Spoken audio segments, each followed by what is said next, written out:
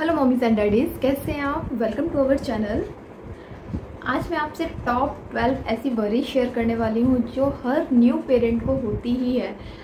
आप पेरेंट के लिए कितना मर्जी प्रिपेयर कर लो, कितना भी रिसर्च कर लो, सब कुछ कर लो, बट जब आपका बेबी इस वर्ल्ड में आता है तो कुछ भी रिसर्च, कुछ भी प्रिपरेशन काम में नहीं आती है। और जब भी आप कुछ नई चीज़ एक्सपीरियंस करते हो, अपने जो 3 महीने तक के बच्चे होते हैं अप टू 3 मंथ्स तक के, 0 to 3 मंथ्स के, उनमें बहुत सारी ऐसी चीज़ें होती हैं, ऐसे चेंजेस होते हैं जिनको लेके आप इतना वरीड हो जाते हो कि आप तुरंत डॉक्टर के पास भागते हो। मैंने कौन कौन सी ऐसी 12 चीज़ें एक्सपीरियंस की हैं। जब मैंने एक्सपीरियंस की, इतना रिसर्च करने के बाद भी, तो मैं तुरंत डॉक्टर के पास भागी। और जब भी मैं डॉक्टर के पास गई तो वहाँ जाके पता चलता है ये सारी चीज़ें नॉर्मल हैं, ये सारी चीज़ें हर बच्चे को होती हैं और टाइम के साथ ऑटोमेटिक ठीक भी हो जाती हैं। तो मुझे लगा ये वीडियो मुझे आपसे शेयर करना चाहिए, तो मैंने टॉप 12 वरीज़ की लिस्ट बना के रखी है जो मैं आज आपसे शेयर करने वाली हूँ। और एक रिक्वेस्ट और है मेरा आपसे कि अगर आप न्यू मॉम हैं, मेरी तरह एक्सपीरियंस्ड मॉम है, क्योंकि मेरी बेटी भी ऑलरेडी 8 मंथ की हो चुकी है, तो अगर आप एक्सपीरियंस्ड मॉम है तो मेरे साथ अपना एक्सपीरियंस शेयर कीजिए, आप भी ये वीडियो देखिए। एंड अगर मेरी वीडियो में कुछ भी चीज़ स्किप कर दी है मैंने, कुछ भी शेयर करना अगर मैंने मिस कर दिया है, तो प्लीज़ कमेंट करके बताइए, ताकि जो न्यू मॉम्स हैं या टू बी मॉम्स हैं उनकी हेल्प हो सके। तो चलिए वीडियो को स्टार्ट करते हैं। तो फर्स्ट वाली जो मैं आपसे शेयर करूँगी वो है हिकअप्स। हिकअप्स मतलब हिचकी आना। हिचकी हर बच्चे को आती है और ये बहुत ही कॉमन है, बट एज एन अडल्ट हमें लगता है कि हमें हिचकी आती है तो हम कितना डिस्कम्फर्ट फील करते हैं। हमें हिचकी आती है तो हम पानी पीते हैं, कभी कभी इनो भी पीते हैं, क्योंकि हमें बहुत डिस्कम्फर्ट फील होता है। तो जब हमारे बच्चों को हिचकी आती है जो 0 to 3 मंथ्स के होते हैं, तो हमें लगता है उन्हें कितना डिस्कम्फर्ट फील हो रहा होगा, वो कितना परेशान हो रहे होंगे। बट ऐसी कोई बात नहीं है, बच्चों को हिचकी आती है और ये टाइम के साथ धीरे धीरे कम हो जाती है। बच्चों को स्टार्टिंग से 3 मंथ तक हिचकी आती है, 3 से 4 मिनट आएगी और फिर बंद हो जाएगी। बट जैसे जैसे आपके बच्चे बड़े होते जाएंगे वैसे वैसे ये प्रॉब्लम भी उनकी ठीक हो जाएगी। और सेकंड बात करते हैं बैक स्पॉट। बैक स्पॉट हर बच्चे को होता है, ये कॉमन है बच्चों में होना, इसमें कोई वरीड वाली बात नहीं है। किसी को सिर के बैक साइड में होता है, किसी को बैक में होता है, बट होता है। मुझे याद है जो मेरी बेटी है उसको सिर के पीछे था, तो मैं जब भी डॉक्टर के यहाँ विजिट करती थी तो मैं हर बार बोलती थी कि सर क्या ये ठीक हो रहा है, ये कब ठीक होगा। तो डॉक्टर उनका कहना यही था कि हर बच्चा अलग अलग होता है, तो इसका कोई टाइम फिक्स नहीं है कि कितने टाइम में ठीक होगा बैक स्पॉट।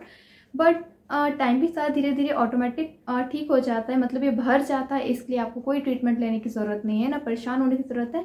ये ऑटोमेटिक टाइम के साथ धीरे धीरे ठीक हो जाता है और ये बहुत ही कॉमन है, हर बच्चे में होता ही है ये। तो बात करते हैं स्पिट अप के बारे में, मतलब उल्टी। जो छोटे बच्चे दूध पीते हैं उसके बाद डकार भी अगर हम उन्हें दिला देते हैं, उसके बाद भी जो छोटे बच्चे रहते हैं जो 0 to 3 मंथ्स तक के रहते हैं, वो दूध पीने के थोड़ी देर बाद या थोड़े और मतलब आधे एक घंटे के अंदर, मतलब कुछ एक दही जैसा कुछ उनके मुंह से आता है, वो बार बार आता है। तो एज अ पेरेंट हम वरिड हो जाते हैं कि अरे अभी तो उसने फीड किया है, उसे क्या प्रॉब्लम है, कुछ ऐसे प्रॉब्लम तो नहीं है। तो हम डॉक्टर के पास विजिट करते हैं, बट मैंने भी विजिट किया था, बट हमारे डॉक्टर ने हमें सजेस्ट किया ये बिल्कुल ही नॉर्मल है। अगर आपके बच्चे का वेट गेन ठीक चल रहा है और उसकी डेवलपमेंटल माइलस्टोन भी ठीक है, तो इसमें कोई टेंशन वाली बात नहीं है। हाँ, अगर बच्चा बहुत दूध गिरा रहा है, बहुत स्पिट अप कर रहा है, तो और उसका वेट कम हो रहा है और उसका डेवलपमेंट भी ठीक नहीं है, तो एक गैस्ट्रो रिफ्लक्स करके डिसीज़ होता है जो बहुत कम बच्चों में होता है। अगर उसका वेट प्रॉपर नहीं है, वेट गेन प्रॉपर नहीं है और डेवलपमेंट भी ठीक नहीं है और वो बहुत ज़्यादा दूध गिरा रहा है, तो एक बार आपको डॉक्टर से कंसल्ट करना चाहिए। फोर्थ बात करेंगे बच्चों की पॉटी के बारे में। जो न्यू पेरेंट होते हैं उन्हें बहुत ही टेंशन होती है बच्चों की पॉटी की, वो ठीक से आ रही है नहीं आ रही है, बच्चों की पॉटी का कलर, पॉटी की फ्रीक्वेंसी, पॉटी की स्मेल, बहुत सारे क्वेश्चंस रहते हैं। तो अगर आपका बच्चा एक दिन में 7 बार पॉटी करे या 7 दिन में 1 बार करे, टोटली नॉर्मल है।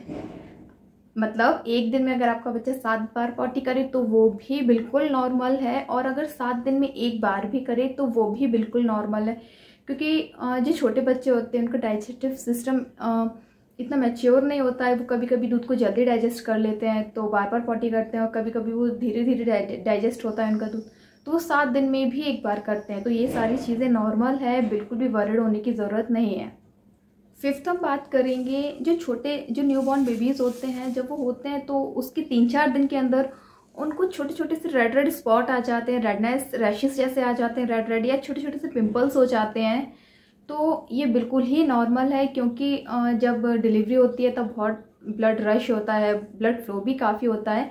तो उस वजह से बच्चों के स्किन को में जब वो होते हैं उसके 3-4 दिन बाद ये दिखता है, लाइक छोटे छोटे से रेड रेड रैशेस आ जाएंगे या पिंपल्स आ जाएंगे, तो ऑटोमेटिक ठीक हो जाते हैं। इन 8 to 10 डेज में ये ऑटोमेटिक ठीक हो जाएंगे। इसके लिए कोई आपको डॉक्टर के पास जाने की ज़रूरत नहीं है, कोई वरीड होने वाली बात नहीं है। ये कॉमनली होता ही है, क्योंकि बच्चे 9 महीने तक आपके टमी में रहते हैं, उसके बाद बाहर के इन्वायरमेंट में आते हैं, तो थोड़ा सा उनकी स्किन को भी टाइम लगता है सेट होने में। 6 बात करेंगे छोटे बच्चों की जो स्किन एकदम से थोड़े जब वो होते हैं उसके थोड़े टाइम बाद वाइट हो जाती है, एकदम फ्लेकी सी स्किन हो जाती है। तो एज अ पेरेंट हम वरीड होते हैं कि अरे क्या हो रहा है, हम तो अपने बच्चों के लिए बेस्ट प्रोडक्ट यूज़ कर रहे हैं, फिर ऐसा क्यों हो रहा है। तो बच्चे 9 महीने तक आपकी टमी में रहते हैं, उसकी वजह से उनकी स्किन अंदर कुछ और रहती है, फिर बाहर आने के बाद उनकी जो ऊपर वाली स्किन है वो निकल के उनकी दूसरी स्किन आती है, जो फिर धीरे धीरे स्ट्रांग होती है, और फिर आप उस पर केयर करने स्टार्ट कर देते हो। तो ये जो वाइट फ्लेकी स्किन रहती है वो ऑटोमेटिक निकलती है, उसमें कोई वरीड वाली बात नहीं है। 7th बात करेंगे बोल्ड लेग। लाइक जो देखिए बच्चे 9 महीने तक टमी में रहते हैं तो उनके लेग भी ना फोल्ड रहते हैं, और जब वो मोस्टली पेरेंट्स क्या करते हैं, उनको वरीड हो जाती है कि अरे बच्चे के पैर टेढ़े हैं, तो वो उसको खींच के उसकी मसाज करते हैं। तो वो सब आपको नहीं करना है। जैसे जैसे बच्चा बड़ा होगा उसके पैर भी एकदम स्ट्रेट हो जाएंगे, पेट में उसको इतना स्पेस क्योंकि नहीं मिलता है, ताकि वो मतलब पेट में उतना स्पेस रहता ही नहीं है कि उनके पैर एकदम स्ट्रेट हो पाए, तो वहाँ पे वो फोल्ड रहते हैं। और जब वो बाहर आते हैं, लाइक जब उन बर्थ होता है उनका, तब भी थोड़े टाइम तक वो उसी कंडीशन में रहते हैं, थोड़े से फोल्ड रहते हैं, बट उसके बाद धीरे धीरे वो ठीक होने स्टार्ट हो जाते हैं, स्ट्रेट होने लगते हैं। 8th बात करते हैं स्नीजिंग, मतलब बच्चों की छींक के बारे में। क्योंकि नॉर्मली जब बच्चों को छींक आती है तो एज अ पेरेंट हमें बहुत टेंशन होती है कि इतने से बच्चे, इतनी सी उनकी नाक है और वो छींक रहे होंगे तो उन्हें कितनी प्रॉब्लम हो रही होगी। बट जब बच्चे छींकते हैं तो ये अच्छा होता है, उससे उनकी नाक साफ़ हो जाती है। जो डस्ट की वजह से उनके नाक में कुछ भी डर्ट होता है या कुछ म्यूकस फंसा रहता है तो वो क्लीन हो जाता है। तो डोंट वरी, बच्चों का छींकना बिल्कुल नॉर्मल है, इससे उनको ही बेनिफिट है, उनकी नाक क्लीन हो जाती है। 9th बात करेंगे बच्चों की गैस प्रॉब्लम या कॉलिक प्रॉब्लम के बारे में। क्योंकि बच्चे छोटे रहते हैं, उन्हें नहीं पता उन्हें कितना दूध पीना है, बट वो बहुत सारा दूध पीते जाते हैं, और दूध के साथ में बहुत सारी एयर भी उनके अंदर चली जाती है, और ये जो एयर उनके अंदर जाती है वो धीरे धीरे गैस का फॉर्म लेती है। तो मेक श्योर जब भी आप बच्चे को फीड कराते हैं तो आप उनको एक बार डकार ज़रूर दिलवाएं।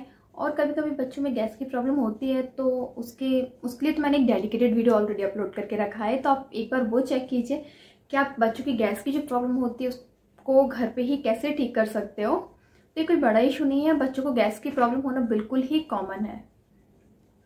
अगली वरी जो मैं आपसे शेयर करने वाली हूँ वो थोड़ी सी एकदम अलग है, मैस्टाइटिस न्यूनोट्रियम नाम है उसका।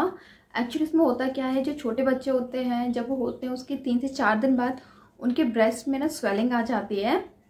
तो जो मालिश वाली होती हैं या जो घर के एल्डर्स होते हैं वो उनको क्या उसको प्रेस करते हैं या फिर उसमें सेक करते हैं। तो ये प्रॉब्लम मेरी बेटी के साथ भी हुई थी, तो ये किसी के भी साथ भी हो सकती है, भले वो बॉय हो या गर्ल हो। तो उस डॉक्टर ने मुझे बोला था कि इसको ना ही तो आपको प्रेस करना है, ना ही इस पे मतलब जो भी स्वेलिंग है उस पर किसी का सेक करना है, क्योंकि इसकी वजह से अगर इन्फेक्शन हो जाता है बच्चे को तो आपको डायरेक्टली ऑपरेट ही करना पड़ेगा अपने बच्चे को। एक्चुअली ये होता है, ये बच्चों में कुछ बच्चों में होता है, बट ये टाइम के साथ धीरे धीरे स्वेलिंग कम भी हो जाती है। बट अगर उसको प्रेस करने से या वहाँ पे सेक करने से बच्चे को कुछ भी इन्फेक्शन हुआ तो ऑपरेट करने के अलावा कोई ऑप्शन नहीं रहता है। तो प्लीज़ इसका ध्यान रखिए। एंड नेक्स्ट वरी जो मैं आपसे शेयर करूँगी वो है diaper rash. Diaper rash actually mostly बच्चों को हो जाता है क्योंकि ज़्यादा टाइम हम चेक नहीं कर पाते, बच्चों का डायपर हैवी हो जाता है, लीक करने लगता है, या हम ज़्यादा डायपर पहनाते हैं तो उसकी वजह से बच्चों को रैश हो जाते हैं।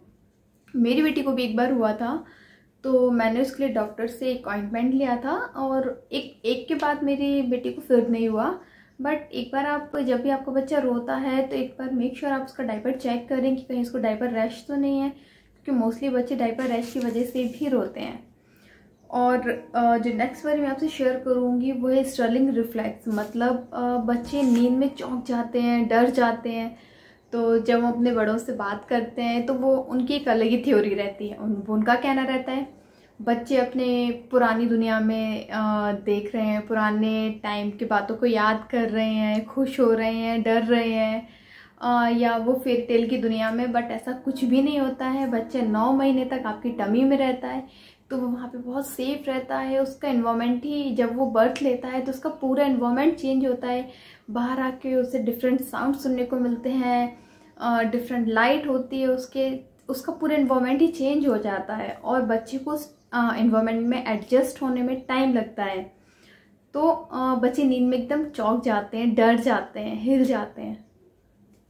तो ऐसा कुछ भी नहीं है कि बच्चे पुरानी दुनिया में हैं या फेरी टेल दुनिया में है, ऐसा कुछ भी नहीं है। बच्चों का एनवायरनमेंट चेंज होता है इसलिए। होप ये वीडियो आपको अच्छा लगा हो। एंड अगर आप भी कुछ अपने एक्सपीरियंस शेयर करना चाहते हैं तो प्लीज़ कमेंट बॉक्स में बताइए, ताकि जो न्यू मॉम्स उनकी भी हेल्प हो सके। अगर आपको ये वीडियो अच्छा लगा है तो आपको पता है क्या करना है, लाइक करना है, बहुत सारे शेयर करना है, एंड रेड कलर से सब्सक्राइब लिखा होगा, सब्सक्राइब पे क्लिक कीजिए एंड बेल आइकन को भी प्रेस कीजिए, ताकि हमारे न्यू वीडियो के अपडेट्स आपको इंस्टेंटली मिल जाए। Thank you.